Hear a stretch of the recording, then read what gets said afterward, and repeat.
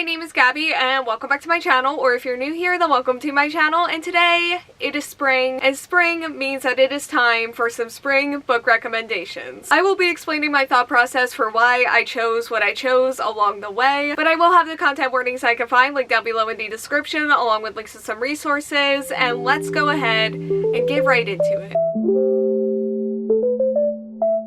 And we are going to be starting this video off with a graphic novel, and that is Nayra and the Djinn by Iasmin Omar. And this follows our main character who is dealing with a lot, including strict parents, bullying, and friendship demands that leave her feeling exhausted. She is considering transferring schools when a Djinn shows up and uses her powers and wisdom to help her navigate her life. However, she could be the one who ends up paying the price for this Djinn's past. So it is pretty, it is pastel, it has so much magic and fantasy, and I am probably going to be saying this a lot today, but I really love atmospheric books in the spring, specifically when it pairs with magic and fantasy. So when all of that got paired with the pretty pastel art style, I knew I needed this book to be in this video. And I also just really love the journey that our main character went on in this book. There is some really good character growth in here, and also just a really interesting story surrounding the Djinn as well. And even though I didn't love how the friendship storyline and conflict wrapped up specifically, and I also just didn't love the ending in general because I thought it went way too fast, but up until those points I was having an amazing time. Like, there was a lot that I really liked about this graphic novel, and it was still a really good time. Next up we have 6 Crimson Cranes by Elizabeth Lim, and this follows our main character who has a secret forbidden magic, and before her betrothal ceremony she loses control over this magic. And although she has successfully stalled the wedding that she does not want, she does draw the attention of her sorceress stepmother. And speaking of atmospheric fantasies, this is definitely one of my favorites, if not the favorite. And again, I really love the character growth and journey in this book. I also thought her dynamic with her stepmother was really interesting and complex, and I loved how adventurous this whole book was and everything that the author wove into the story and just how it all came together. I thought it was really beautiful. I love the world building in this one as well, and that combined with the writing style, and again, it was really beautiful and atmospheric. And I read this book in the spring, so now my brain just associates this atmosphere with the spring. Even though I probably associate like every other book in this series more with the summer, even this book's lovely, amazing sequel. But also, like, Her Radiant Curse is in my spring TBR right now because of 6 Crimson Cranes, and I would love to have a similar experience reading that book that I had with this one because it was just really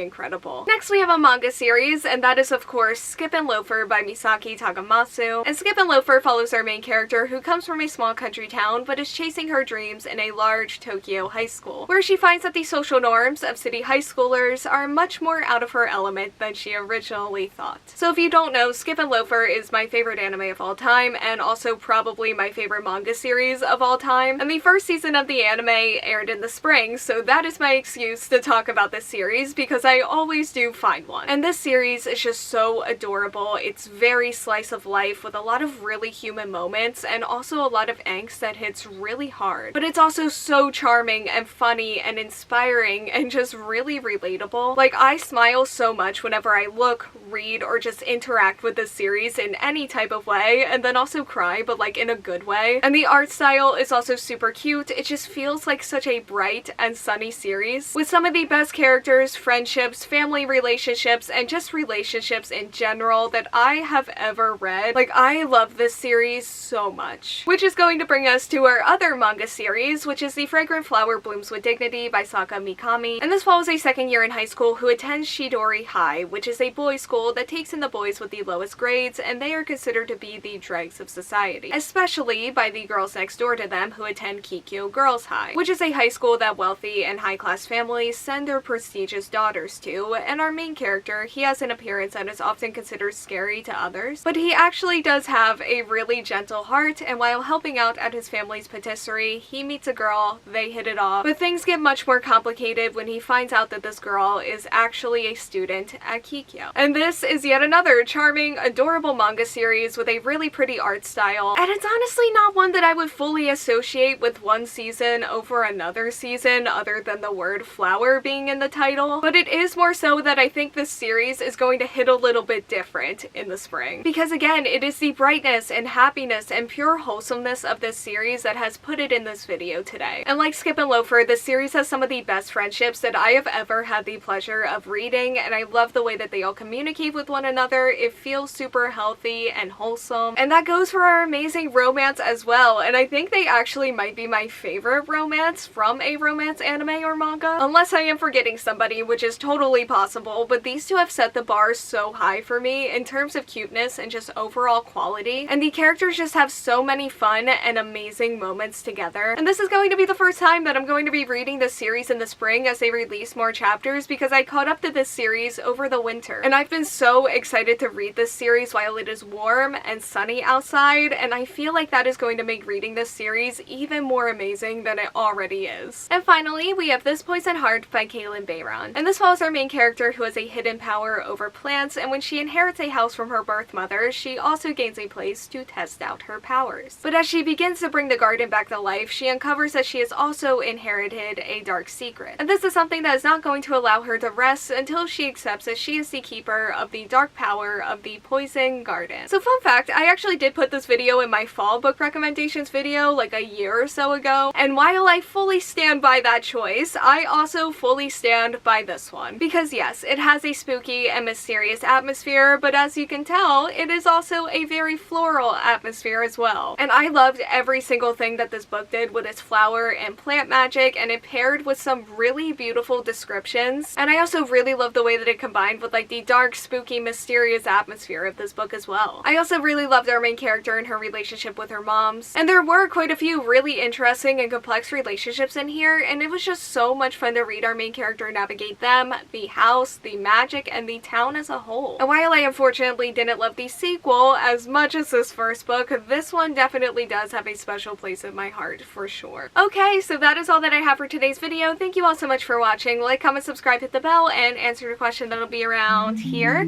if you want to do that, and hopefully I will see you here next time. Bye!